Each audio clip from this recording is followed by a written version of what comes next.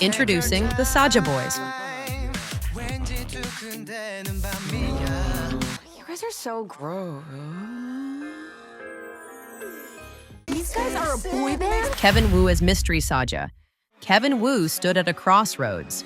After a decade of lights, screams, and history-making success with K-pop giants U-Kiss, a journey that took him from Seoul to global stages, he'd chosen a new path, the uncharted terrain of Hollywood. He made history as the first Korean-American lead in Broadway's K-pop, calling it the first Korean story on Broadway. He expanded into acting, starring in Anderson Paak's film K-Pops 2024, a comedy bridging Black and Korean cultures. All right, we're here with one of the stars of K-Pops. We're here with Kevin Woo. Kevin, welcome to Tribeca. Thank you so much for having me. It's a pleasure to be here. In early 2025, Netflix's animated film Kpop Demon Hunters sought Kevin to voice Mystery Saja, a lavender-haired demon idol in the fictional boy band Saja Boys. I was reached out to by Ian Eisendrath, who is the music producer of Kpop Demon Hunters, and he's seen me in several things, such as the K-pop Broadway show, and he really liked my voice. And he also knew that I was in a K-pop boy band, U-Kiss. And he wanted someone to really embrace and embody these characters and really deliver that K-pop essence. Kevin immediately accepted. Demon boy band and K-pop, I'm in. He infused the songs Soda Pop and Your Idol with nostalgic K-pop nuances from his U-Kiss days. In the recording booth, Kevin became Mystery Saja, the enigmatic, periwinkle-haired villain whose angelic voice masked a soul-stealing mission. With every note of Soda Pop and Your Idol, Kevin didn't just sing, he remembered. The high-energy beats, the duality of sweet melodies shifting into dark anthems, it echoed his own K-pop roots. This was the sound that first called him to Korea as a starry-eyed 15-year-old. But magic struck harder than he dreamed. Billboard charts lit up, Soda Pop soared, Your Idol haunted. In a sense, it felt like everyone sold their souls to Saja Boys. For Kevin, it was surreal. Years ago, he'd left Korea seeking creative freedom. Now his voice, sharp as a demon's claw yet tender as a dreamer's hope, proved that heritage is power.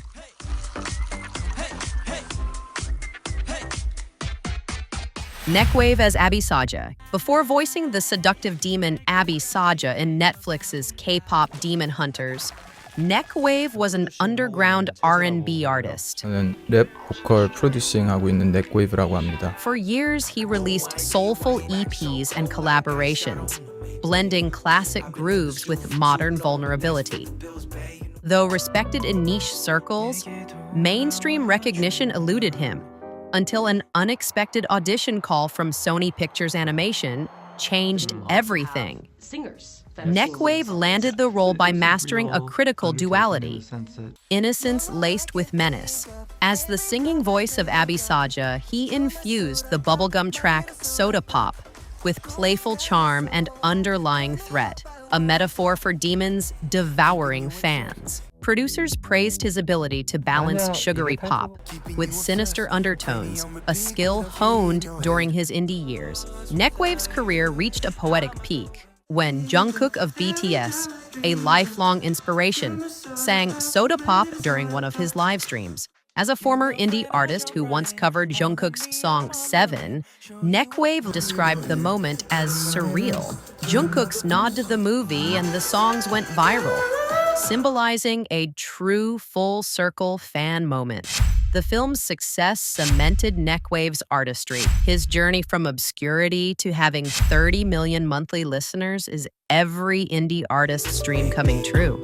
When I make it, baby, Louis V and Fendi ain't a thing that is maybe. Don't you know that I need you?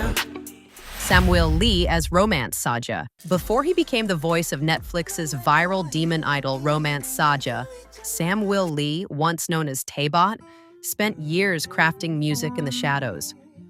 As an indie artist, his 2016 song Away earned quiet praise for its soulful calm. Out of all the songs on the record, I think Away is probably my favorite song. I like how the chorus explodes. It's got a really cool vibe leading up to the chorus, and it just hits you really hard. It's nice and big, so I think that's a great one. But mainstream fame remained distant. Instead, SamUIL honed his craft behind the scenes. As a songwriter and producer at Decade Plus Music, a creative hub for K-pop, he penned hits for giants like 17, NCT Dream, and Riize. His talent fueled others' stardom, yet his own name stayed unknown to the public. A decade of dedication with no spotlight. That changed in 2024, when Sony Pictures sought the perfect voice for Kpop Demon Hunters, a Netflix film blending K-pop fantasy and action. So it took a long time, several years, to find all our voice actresses, and then the respective singers who could kind of be skillful enough to do great pop songs and also felt like they spoke to the same personality. SamUIL auditioned. The role? Romance Saja, the pink-haired, heart-summoning demon idol. It demanded vocal duality, sweet pop charm masking sinister hunger. SamUIL poured every experience into the character, the discipline of a songwriter, the emotion of an unsung artist. He recorded the show-stopping tracks Soda Pop and Your Idol, giving Romance Saja a voice that could shift from addictive pop to haunting menace in a heartbeat. When Kpop Demon Hunters hit Netflix in 2025, it exploded. Romance Saja became an instant icon. SamUIL's voice was everywhere. His songs anchored the soundtrack as it soared to #2 on the Billboard 200 and amassed over 3 billion streams. Overnight, SamUIL Lee's solo career ignited. His Spotify listeners surged into the millions. Fans rediscovered Away and celebrated the songwriter-turned-star. After 10-plus years in music, years of persistence at Decade Plus and beyond, he was finally center stage. Today, SamUIL Lee stands as proof. Great artists evolve. He proved that unseen passion, when honed, can ignite the world.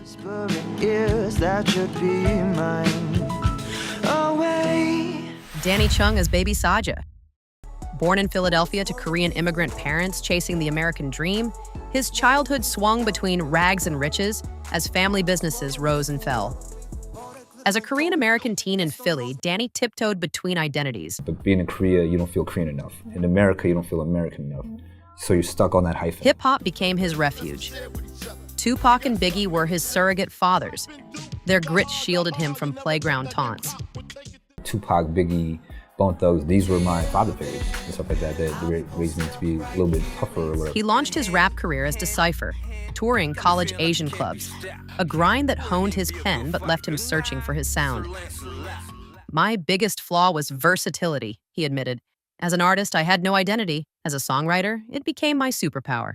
On a trip to Seoul, destiny knocked. At the Black Label, producer Teddy Park tested him. Write a verse in 20 minutes. Danny delivered. A year later, his bars anchored CL's smash Hello Bitches. He relocated to Seoul, joining the label as a songwriter. His credits piled up. Lovesick Girls. How you like that? Shutdown. Anthemic Blackpink hits where his Philly-raised edge met K-pop's glitter. In 2022, Danny joined Netflix's Kpop Demon Hunters as both songwriter and voice actor. He co-wrote How It's Done, Hunt Our Ex's Girl Power theme, and Soda Pop, a deceptively bubbly track for the villainous Saja Boys, masking lyrics about consuming souls. But his defining moment came voicing Baby Saja on Your Idol. Thank you for the pain, cause it got me going viral. Oh, yeah. Danny sang, "Thank you for the pain, cause it got me going viral." And the line was prophecy. In July 2025, Your Idol hit #1 on Spotify's US chart, dethroning BTS and making the fictional Saja Boys the highest charting K-pop group in history. But for Danny, it was catharsis. That pain was Philly. The hyphenated identity, all weaponized into art. Today, Danny leads the Black Sea in Bangkok, elevating Thai artists globally. as excited as I am that, we're here and we're ready to screen all the talent that we can and hopefully give them a platform and the visibility that they deserve. From Philly's backstreets to Netflix's global stage, Danny Chung proved that the very pain that could have silenced him became the voice that went viral. His truth, scars make the best mic drops. Let alone talk about it. See the darkest clouds and wonder why the Lord allowed. Andrew Choi as Jinwoo. Andrew Choi's story starts in Busan, South Korea, a city of seaside whispers and bustling markets. Born in 1980, he was just 5 when his family transplanted their dreams to New Jersey. In this new world, music became his language. He devoured 90s R&B, Usher, Justin Timberlake, while secretly clinging to Korean legends like Shin Sung-hoon. At Rutgers University, he pursued computer science and psychology, yet his heart beat in 4/4 time. By day a student, by night the frontman of the alt-rock band, the IDES. I wanted to use my time to do music, and I set up a band during my student days at Rutgers, and we were together for like 4.5 years, and we were very fortunate in that we had a fan base. I was the lead singer. So that was a really good run. It's probably one of the best moments of my life. But it was hard making a living, especially as like an Asian band, and the members started leaving like one by one, and I was just sort of left to do music on my own, and that became really, really tough. Andrew faced a crossroads. Stability or sacrifice? In 1999, I came to Korea to pursue a career in music, but it didn't work out. There were a lot of hardships, but I didn't want to stop doing music. Seoul's music scene was a fortress. Andrew entered as a songwriter, renting a shared studio where he worked in anonymity. I met this one track maker. He was an aspiring track maker. And we just decided to write some songs together, like 5 or 6 songs with very poor equipment. We were talking and decided to pull together some money and just like rent out like a professional studio and get our songs just recorded. Then fate knocked. Producer Kim Tae-song forgot his bag and heard Andrew singing a demo. As luck would have it, that studio was owned by a guy named Taesung Kim, who was already deep into the industry during that time. He like forgot his bag.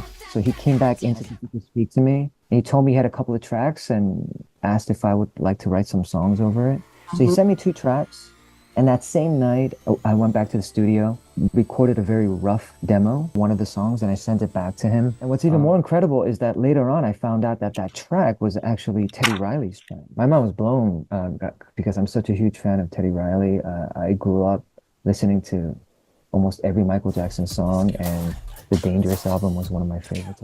Doors flew open. SM Entertainment signed him, and he began composing for NCT, Taemin, and EXO. Yet stardom eluded him. In 2013, he competed on K-Pop Star Season 2. About a year into becoming a songwriter, and Taesung sort of persuaded me into going on that show. Placing 3rd, but realizing I belonged behind the scenes. For years, he was a ghost in the machine, writing hits for others while his own voice gathered dust. Decades passed. Then, in 2024, he got a call from his friend, EJ, songwriter for Red Velvet, aespa, and Twice, asking him to record a demo for an animated film. Andrew agreed, laying down a guide vocal for Soda Pop, a track meant for a fictional demon boy band, Saja Boys. But late in the film's production, he was asked to come in to record. He thought this meant that he would record Soda Pop. However, when he arrived, they asked him to sing parts of the songs Your Idol and Free, and told him, by the way, you're doing Jinwoo. He had to record the songs in front of a crowd of people, channeling Jinwoo's anguish, a 400-year-old demon haunted by his human past. I left them! That's right. I lied to you. His voice, ethereal and weathered, became the character, a soul sold for fame, yearning for redemption. K-Pop Demon Hunters exploded on Netflix in June 2025. I'm just so grateful that it was received so well, like super, super grateful. On the 20th, when it was released, I was I was in Daejeon visiting my mother and my Instagram blows up. I was just so shocked. By August, all 9 songs from the film charted on the Billboard Hot 100, with Golden on the top and Andrew's vocals on 3. Your Idol, Soda Pop, and the duet Free. At 44, he released his solo single, Under My Skin, blending jazz and 90s R&B, a sound as timeless as his journey. His Spotify listeners skyrocketed from thousands to 31 million, powered by the Saja Boys phenomenon. A long overdue, well-deserved breakthrough for this resilient artist. Sometimes, the greatest idols aren't seen, but heard. We can't fix it if we never face it. Let the past be the past till it's weightless. Have you watched Kpop Demon Hunters yet? Who is your Saja Boys bias?